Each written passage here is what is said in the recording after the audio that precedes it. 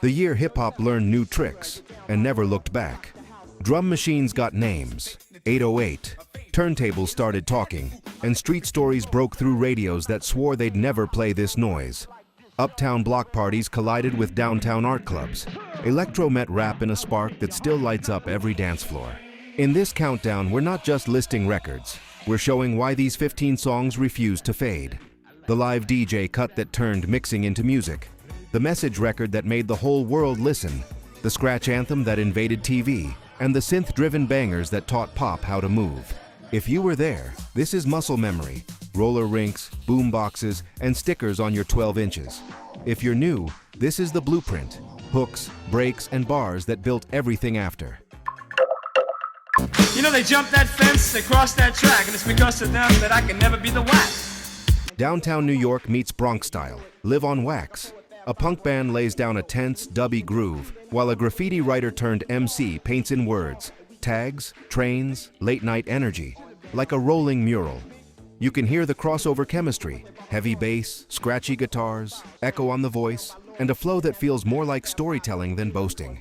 Young boy, the inside king and full car joy.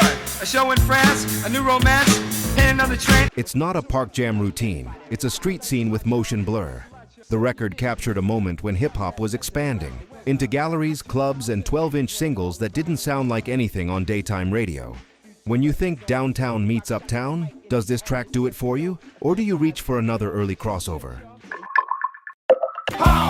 Like cold concrete, that's the rhythm of the beat. An MC with Showman Polish steps into social reality. The beat is lean, drums, bass, a few sharp stabs, and Curtis delivers in a clear TV-ready cadence about bills, crime, and pressure. What stands out is the balance. It's catchy enough for radio, but blunt enough to feel honest.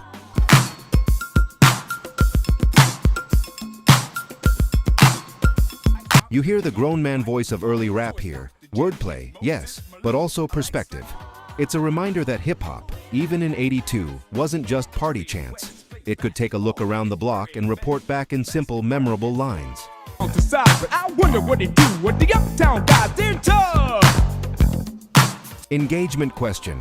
If someone says early rap was only about partying, is this one of the first tracks you'd play to prove them wrong?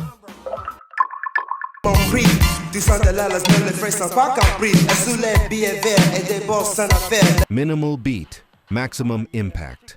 A skeletal groove, talk rap verses in English and French, and the studio play that gave the world one of the most sampled snippets ever. What makes it powerful isn't just the history, it's the feel. Downtown cool, art scene curiosity, and the sense that the turntable is becoming an instrument, not just a playback device.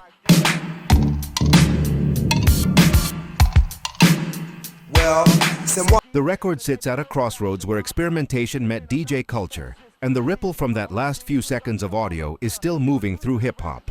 What's the first track you remember hearing that flipped the famous, fresh, scratches in a way that blew your mind? You shake your butt and then you freak. The freak's so very unique. You start clapping your hands and move your body to. From park routine to studio single, the drums thump, the hand claps snap, and the crew runs a tight handoff, roll call intros, crowd cue hooks, and party lines that land right on the pocket. With Theodore, the scratch pioneer, on the marquee, the turntable attitude is built in, but the magic is the group feel. Each voice has a lane, and the hook turns listeners into participants. I'm a Pisces, that dress to a T, and all around the world they're gonna know me. You ask me why. It's not trying to reinvent rap. It's bottling what worked in the room and sending it to radios and roller rinks. What's your favorite everybody clap your hands moment on wax? This one, or a different soul clap classic?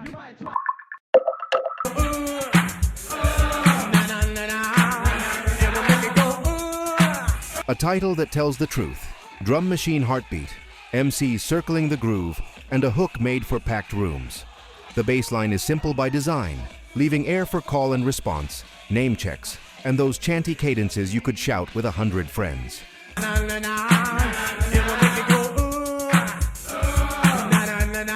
It's Bronx party science pressed to vinyl. No gloss, just function. You can hear how early 12E's rap made the DJ's job easier. Lock the beat, throw on the mic, and let the crowd do half the work. Records like this taught future producers that space is an instrument too.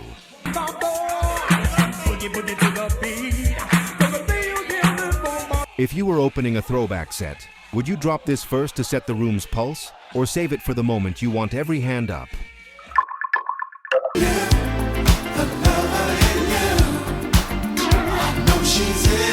Rap learns to slow dance. After the party chants and routines, Sugar Hill shows another lane. A smooth, mid-tempo groove, harmonies tucked around the verses, and an MC cadence that feels more conversational than combative.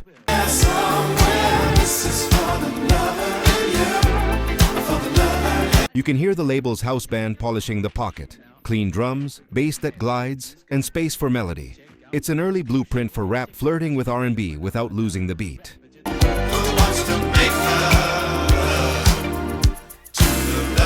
The charm is in restraint. No rush, no shouting, just confidence and warmth. When rap leans romantic, do you want this silky approach or a raw, slow jam with rough edges?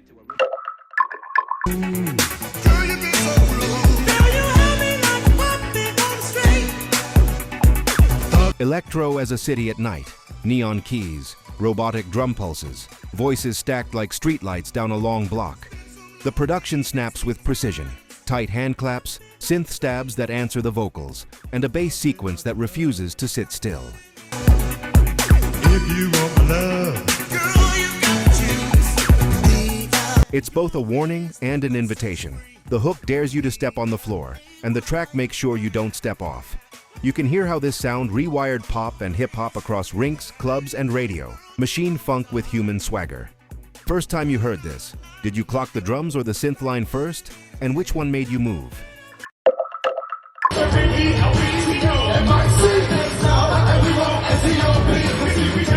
A crew record with Park Jam DNA. Roll call confidence, crisp trade-offs, and bars that land right on the snare. The beat is skeletal on purpose. Fat kick, sharp hand clap, a few well-placed tones. That empty space is the canvas. The MCs fill it with precision timing, unison hooks, and mic control learned in front of real crowds.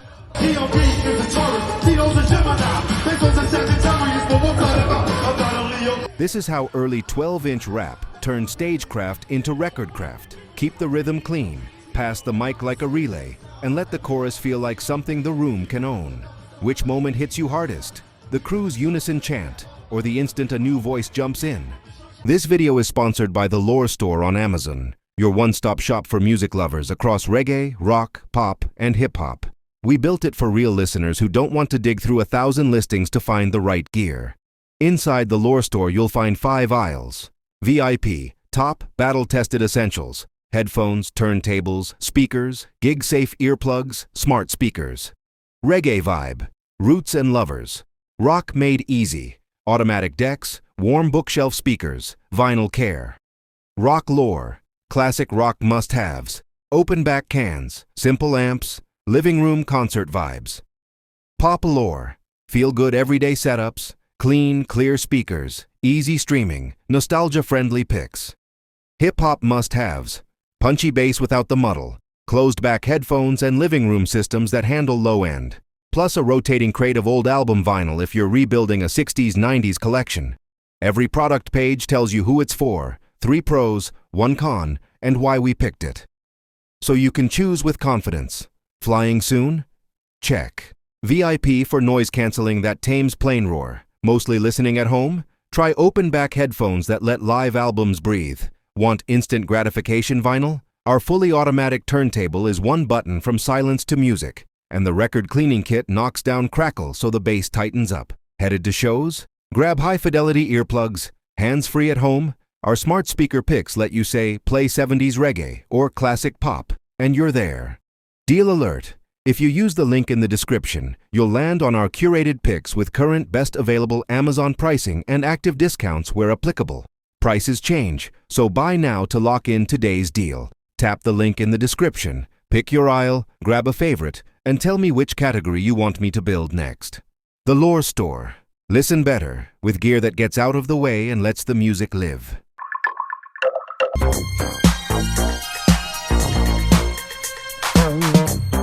A name that tells the truth. New wave synth textures fused with funk-centric rhythm, delivered at electro speed. The drum machine is relentless but friendly. The keys float in little patterns that loop like city traffic. The vocals bounce between chant and melody.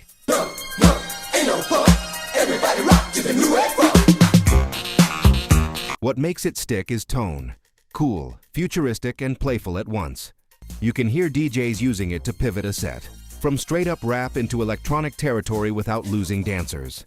It's a bridge, and it still feels strong underfoot. If you're mixing from classic rap into electro, is this your pivot track, or do you pick a different gateway?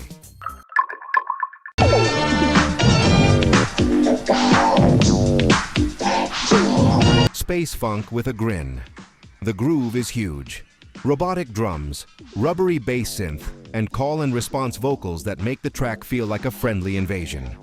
It's cartoonish in the best way, a sci-fi story you can dance to, produced with studio chops that keep every element tight.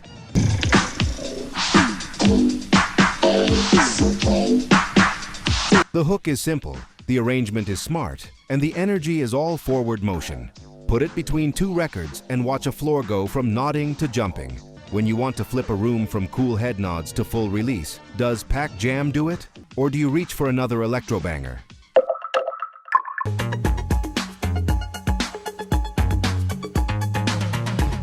A city at night turned into sound. Cold drum machine hits, rubbery synths, and robot voices ride a groove that feels like neon on wet pavement.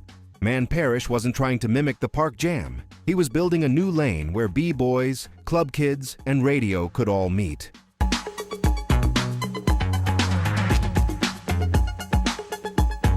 The 808 grid is clean. The bass sequence loops like a trance, and the vocoder hooks tell you exactly what to do. Don't stop. This record taught DJs how to pivot from rap into electro without losing the dancers, and it taught producers that hip-hop could stretch far past live breakbeats.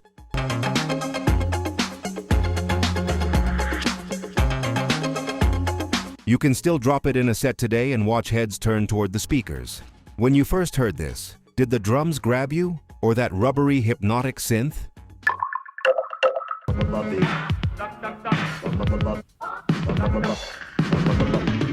A culture lesson disguised as a pop single. The Supreme Team brings scratch talk, crowd calls, and radio show swagger. McLaren frames it with a sideways hook, round the outside, that even pop listeners could hum. Around the outside and do your partners. Underneath, the beat is all angles, hand claps, turntable cuts, fragments of voices, a rhythm that stops and starts like a dancer's footwork. What mattered in 1982 is what still matters now. Scratching isn't a gimmick, it's musicianship.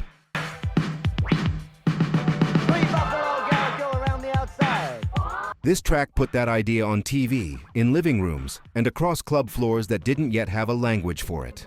It made the sound of the DJ impossible to ignore. What's the first scratch moment you ever saw or heard that made you think, okay, the turntable is an instrument? DJs jamming in the street, MCs rapping to the beat.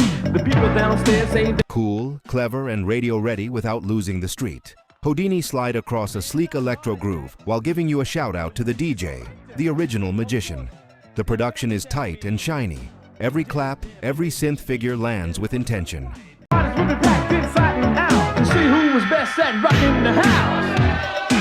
What sets it apart is tone. Not a party chant, not a lecture, just a confident walk through a new city of sound. And with a forward-looking video presence, the group helped define how hip-hop would present itself on screens. Stylish, clear, a little futuristic. About time. All you had to do was explain it to me. But let me ask you a question. How long have they been rocking like this? This is the moment rap proved it could talk to mainstream ears without sanding off its edges. If you had to show someone one early 80s rap video to explain the era's vibe, would you pick this or another classic? Go, ladies! It's a living dream. Love, life, live. Blueprint music, the 808 thunders, the synths glide, and the chant turns a dance floor into a spaceship. It's hip-hop with electronic DNA, drawing ideas from European synth lines and New York block party logic, then fusing them into something that felt like the future arriving ahead of schedule. As the people say, live it up. or play, I want is free. Planet Rock didn't just move bodies, it reprogrammed producers. Suddenly, tempo shifted, drum machines took the lead, and rap could live in roller rinks, clubs, and radio with the same force.